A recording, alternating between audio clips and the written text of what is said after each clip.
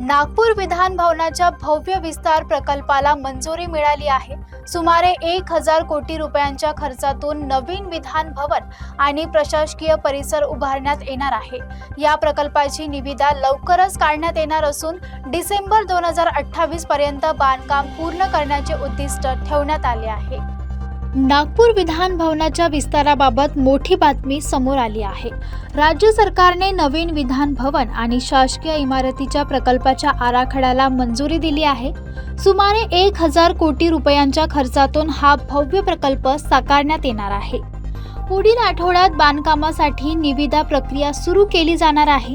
नवीन इमारतीमध्ये विधानसभा आणि विधान परिषदेसाठी आधुनिक सभागृह, केंद्रीय सभागृह, समिती कक्ष, पत्रकार कक्ष यासह अनेक सुविधा उपलब्ध असतील।